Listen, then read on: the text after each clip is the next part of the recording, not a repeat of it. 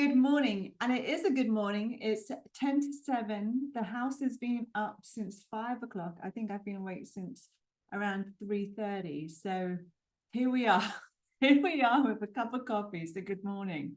So it's Friday. So what's Friday? It's a day of inquiry. And what's been percolating, bubbling, emerging around me is this conversation as women all about the value we bring to what we're doing in our professions. And there's a lot of work, there's a lot of coaching on you working with your relationship with money and your limiting beliefs and your energy and your spirituality and even your business savviness, etc., etc., etc. But even though I've done a lot of that work, it really doesn't give me the clarity and confidence I need in really coming into the business market with who I am at the price that I want to charge from the value of I am. And what gets in the way is my relationship to myself as a woman. And there has to be a transformation for women to start to not only get the value of who they are, but also get the confidence without any question in charging for what they're providing in professional services in who they are. Now, that's pretty easy. If I was a doctor, I could go to a doctor's place. Sorry, that's my brain at this time in the morning. Surgery. And it's very evident that I'm doing something that you're paying for that expertise. But where does this get tricky? It gets tricky in the world of the unseen. It gets tricky in the world of being a modern day mystic, a transformational coach, a visionary leader, developing other visionaries.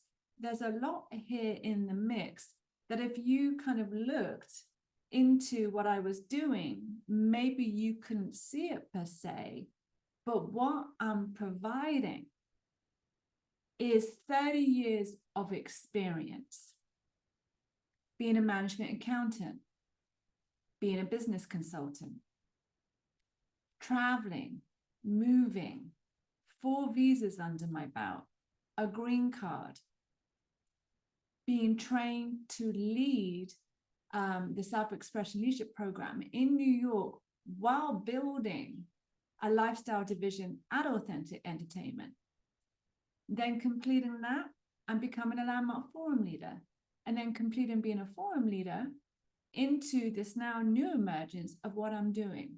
So how do you put a price on what you do? So if I relied on my thoughts about myself, it's not going to go well. So I don't. Where I look is I look at 2 things. One is, what is someone else's price that I could compare myself to? If I took my resume and I went to a recruiter, what would they give back to me, quote unquote, as a salary? Number one. Actually, there's 3 things. Second thing, what am I providing to people? And what are they willing to pay for that experience? So if you're a woman, C-level, top level, and you've worked your whole life, and you don't even recognize yourself anymore, you don't even enjoy what you do, you're disconnected to yourself, health and wellness has gone out the window, and you need a complete transformation in who you are, your relationship to your work, your life outside the office, your life within the home, for you to have a whole new way to be in business.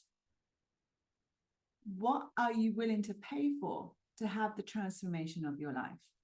Or you want to come to a summit that's been designed for the most inspiring visionaries to get the coaching, the environment, and the community they deserve to not only thrive, but succeed in a way they can't even see yet. So that's two things. And where else do I look is the contextual framework. There is a room in which we're in a contextual frame. And in it, it gives us our being and acting. And I really distinguished for myself this week that I've been in a frame that if for me to make a lot of money, quote unquote, I have to work hard, I have to do a lot of calls, I have to do a lot of output. And where does that come from? It comes from my past. Or I could create a new contextual shift, which is I'm only speaking to people who get the value of what I'm providing, and they're willing to pay for the price, knowing they've got a master working with them. Different game. So when you start to explore your value in what you do, and women, really, I'm talking to you here. Men, I think they have a different relationship than us. Not all, but most of them. But for us as women, don't go to what your brain says. Go to what life says. And if you cannot create an access or an opening into a new framework for you to be, then come and talk to me.